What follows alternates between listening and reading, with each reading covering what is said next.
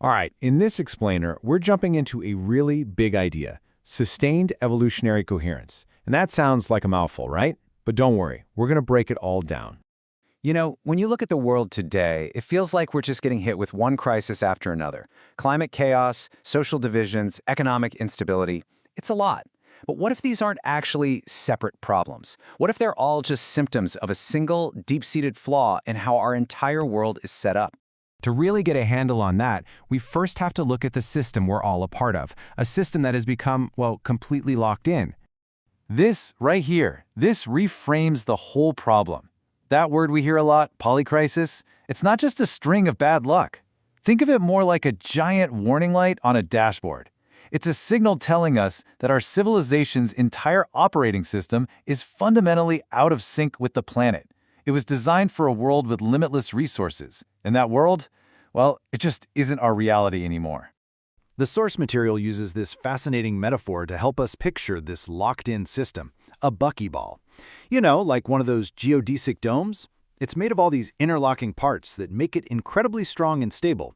Well, our modern world system works in much the same way. All its parts are designed to reinforce each other. And here are the pieces of that buckyball. You've got economic engines that are hardwired for profit, political structures built for control, this deep assumption that we all have to compete for scarce resources, and technology that's just accelerating way faster than our wisdom can keep up with it. But here's the absolute kicker.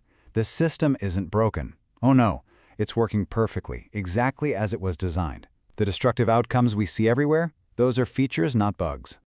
Okay, so if we're all stuck inside this super strong buckyball, how in the world do we get out? That question leads us straight to something the sources call the regenerative mandate. And let's be clear, this isn't just a nice, feel-good idea. The sources present this shift as a practical, ethical, and evolutionary necessity for our survival. We have to move from this old paradigm of unconscious, fear-driven competition into one of conscious, regenerative cooperation. And here's what that shift really looks like. It means we move from just extracting value to actively regenerating life. We go from dominating nature to actually partnering with it. We leave behind the linear model of endless growth for a circular one that mimics life itself.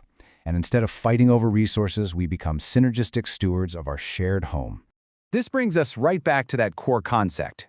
Coherence is all about alignment, making sure our systems play by nature's rules. Cohesiveness is about us, the social fabric. Can we work together without splintering into a million pieces? And evolutionary is crucial. It means this isn't a static, one-time fix. It's a constant process of learning and adapting. You absolutely need all three of these working in harmony. Okay, that's a beautiful vision. But how do you actually pull something like this off on a global scale? Well, the source material proposes a technological blueprint to help us get there. It's called Phoenix. Now, Phoenix isn't some rigid product you just download. It's presented as a living collaboration infrastructure. Think of it as a framework designed to help all of humanity coordinate its actions on a planetary scale, but, and this is super important, without just repeating the same old top-down control patterns. I love this metaphor. Like a nervous system, the purpose of Phoenix is to help us all share knowledge, build trust, and allow for coherent, coordinated action across the entire globe. It's about connecting the smallest local efforts to the biggest global challenges. This chart really shows how Phoenix is built from the ground up, starting with what's most important, the human element.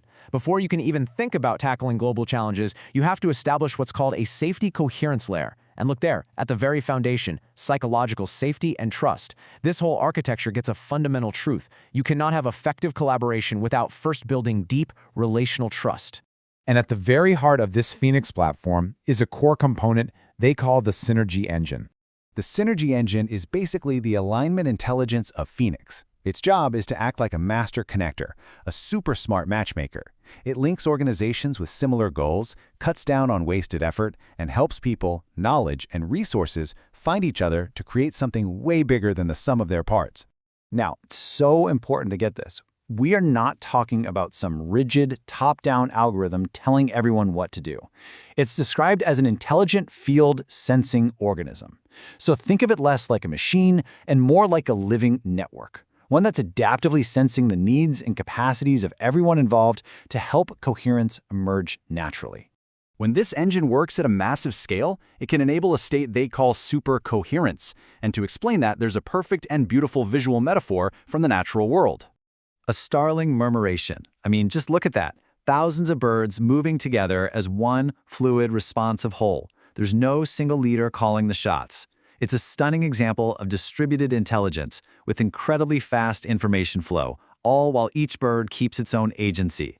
This is the kind of large-scale, harmonious coordination that the Synergy engine is designed to make possible for us.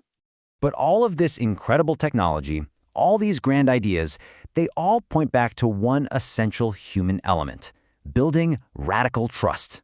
So here's the crucial point. We are not short on solutions. We have plenty of good ideas and plenty of people who care. The real bottleneck is fragmentation. It's our inability to connect our efforts, to learn from each other, and to finally act together at the scale these crises demand. Phoenix is really designed to guide us along this pathway of collaboration. It starts with basic coherence, just getting on the same page. Then it moves into the deep work of building genuine psychological safety and trust. And only then, only after that foundation is solid, can you reach the final stage, where a true collective intelligence emerges that is far more powerful than any individual contribution. And this brings us to this amazing concept of radical trust. This isn't about blind faith, not at all. It's an operational system. It's trust that is actively built and maintained through total transparency, shared metrics so we all know what success looks like, and mutual reciprocal accountability. And this ultimately leads us to the final and maybe most provocative question. We can build the platforms, the tools, the networks to connect every person on Earth.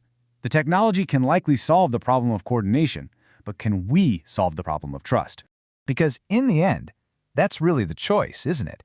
We can continue down this path of fragmentation, competition, and collapse, or we can consciously choose to evolve, to build a world based on coherence, collaboration, and a deep reharmonization with life itself.